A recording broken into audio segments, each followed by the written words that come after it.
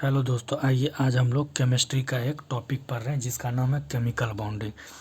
Chemical bonding में आपको bond find करने में बहुत ज़्यादा दिक्कत होता है। आज चलिए हम उस पॉइंट को क्लियर करेंगे कि बॉन्ड को हम लोग कैसे फाइंड करते हैं।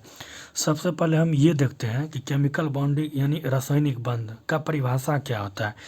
जैसे हम यहाँ लिखे हुए हैं, आप देख सकते हैं, किसी अणु में परमाणुओं को एक साथ बांध कर रखने वाले बंध को रासायनिक बंधन कहते हैं। यानी किसी अणु में परमाणुओं को एक साथ बांध कर रखने वाले बंधन को रासायनिक बंधन कहते हैं। आगे हम इसको क्लियर करेंगे आपको।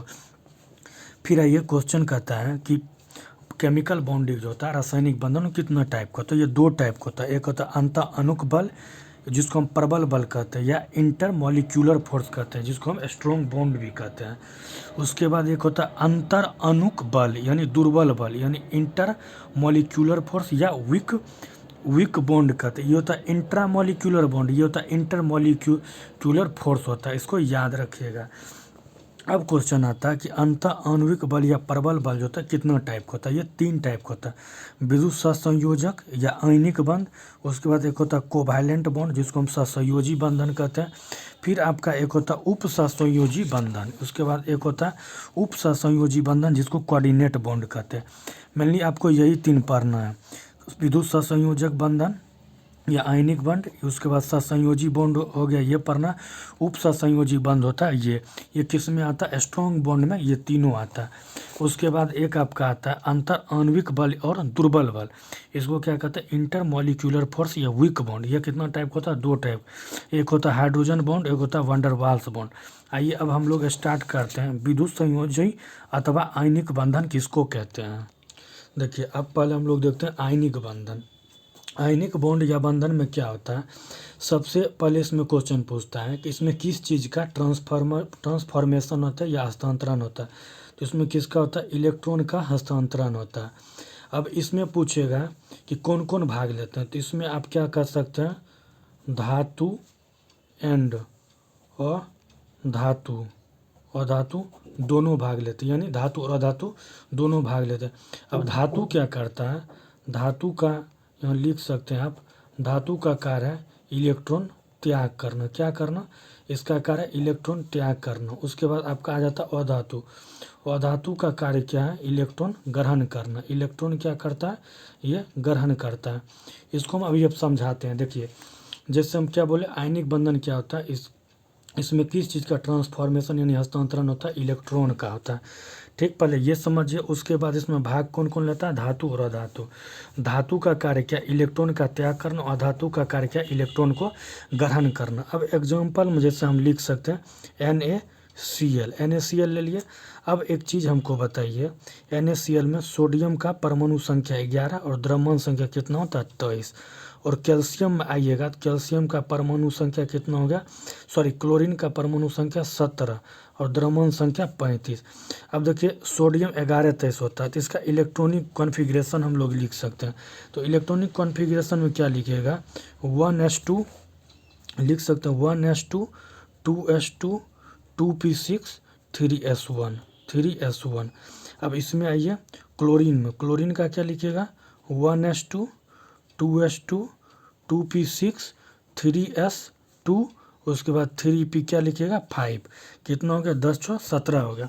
देखिए इसमें मेनली आपको क्या देखना है, हम कैसे इसमें चेक करेंगे किस पे पॉजिटिव चार्ज और नेगेटिव चार्ज होता है, चूँकि इलेक्ट्रॉन का हस्तांतरण होता है। जिसमें देखिए इसका एक चीज़ याद रखें, जिसका ऑक्टेट फुल फिल हो जाए, ऑक्टेट मतलब हुआ 8 इलेक्ट्रॉन जिसमें आ जाएगा वह फुल फिल हो जाएगा। इसका अर्थ ये हुआ जब 8 इलेक्ट्रॉन आ जाएगा न तो हम इलेक्ट्रॉन निकाल सकते न उसको हम दे सकते, इसलिए कहते हैं ऑक्टेट का फुल फिल हो जाना, यानी क्या होगा, वह फुल फिल हो जाएगा।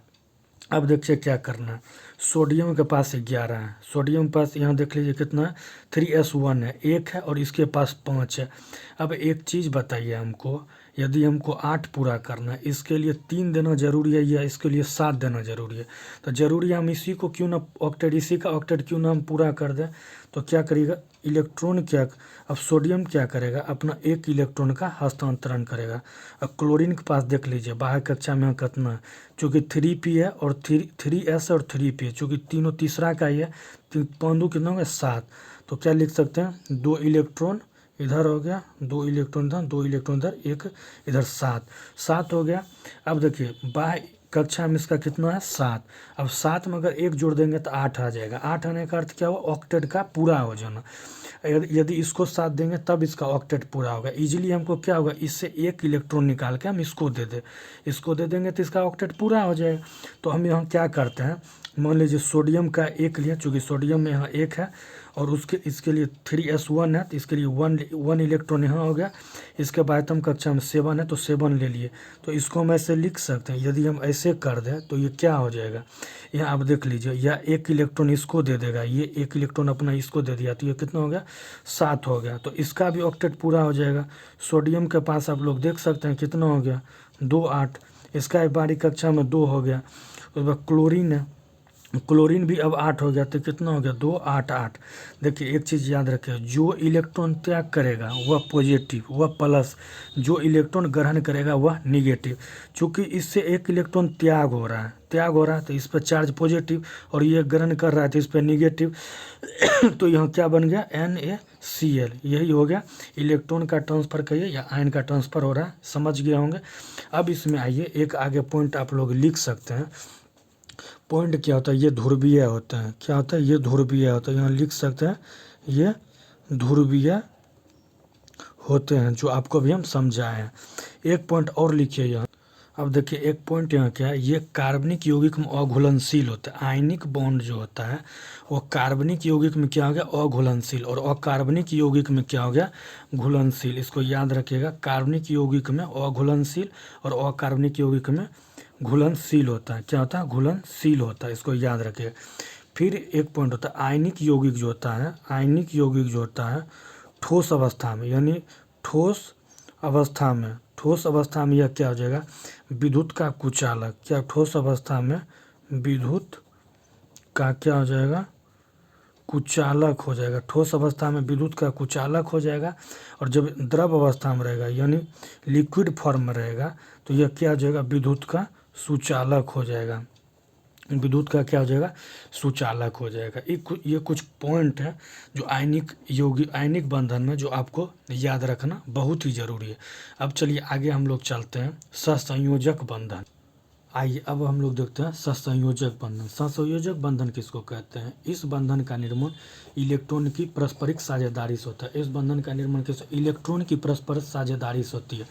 इसी में अब हम आपको सिखाएंगे कि बॉन्ड कैसे बनता है, single bond, double bond, triple bond कैसे बनता है, वो चीज़ आज हम आपको सिखा रहे हैं। देखिए जैसे आपके पास दे दिया H2 का अर्थ क्या हो गया 2 H यही ना हुआ।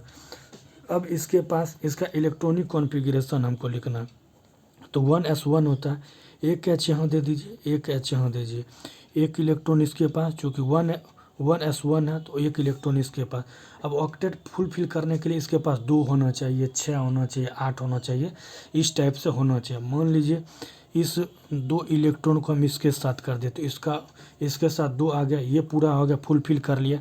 या 2 इलेक्ट्रॉन इसके पास, एक इलेक्ट्रॉन इसके पास दे देते, ये फुलफिल कर लिया। अब देख लीजिए इस हाइड्रोजन के साथ इस हाइड्रोजन को फुलफिल करना है तो इसका एक इलेक्ट्रॉन इसके साथ ले रहे हैं, या इस हाइड्रोजन को फुलफिल करना है तो इसका एक इलेक्ट्रॉन इसके साथ कर रहे हैं। देखिए यहाँ किसका एक इलेक्ट्रॉन का ट्रांसफ़र हो रहा है, तो एक इलेक्ट्रॉन का ट्रांसफ़र का अर्थ क्या होगा single bond H single bond H। फिर आइए दूसरा एग्जांपल हम लोग लेते हैं इसका नाइट्रोजन का। अब नाइट्रोजन का इलेक्ट्रॉनिक कॉन्फ़िगरेशन लिखे 1s2 2s2 2p, क्या लिख सकते हैं 1s2 2p 1s2 2s2 2p 3, ये होता है। अब इसके बाह्यतम कक्षा में कितना 5 इलेक्ट्रॉन है, 5 है। अब देखिए N2 यानी 2 नाइट्रोजन, एक नाइट्रोजन इधर दीजिए, एक नाइट्रोजन इधर दे दीजिए, तो 5 लेना है। तो मान लीजिए 3 हम इधर ले लिए, इसका इलेक्ट्रॉन 3 इधर, 2 इलेक्ट्रॉन इधर, इसका 3 इलेक्ट्रॉन इधर और 2 इलेक्ट्रॉन इधर। अब ऑक्टेट फुलफिल करना, ऑक्टेट का अर्थ क्या होगा 2 हो, 6 हो, 8 हो, इस टाइप से। अब देखिए अगर 3 2 5 5 और 3 इसका हम कवर कर ले इधर से, तो क्या ऑक्टेट पूरा हो गया, 3 3 6 2 8 हो गया। या फिर इस नाइट्रोजन के साथ जाना है तो 3 2 5 या 3 2 5 और 3 इसका हम कवर कर ले, तो ये ऑक्टेट पूरा कर रहा है। यानी ऑक्टेट पूरा करने के लिए 3 नाइट्रोजन या 3 इलेक्ट्रॉन का जो है किसी दूसरे या इसके साथ करें तो इसके साथ ट्रांसफ़र करना पड़ेगा, इसको फुलफिल करना है तो इसको इधर ट्रांसफ़र करना है। कितनों को? 3 इलेक्ट्रॉन को कर रहे हैं तो कितनों कौन बॉन्ड बनेगा? Triple bond N, triple bond N बनेगा, ठीक है ना। फिर आइए आगे, अब हम लोग देखते हैं ऑक्सीजन के केस में अब हम क्या देखते हैं, इसका इलेक्ट्रॉनिक कॉन्फ़िगरेशन देखिए, 1s2 2s2 2p4 कितना होता है? 8 होता है इसका, तो 2 2 4 2 8 हो गया। अब देखिए ऑक्सीजन है तो ऑक्सीजन के लिए 2 ऑक्सीजन, चूँकि O2 है तो 2 ऑक्सीजन यहाँ हम लोग ले सकते हैं।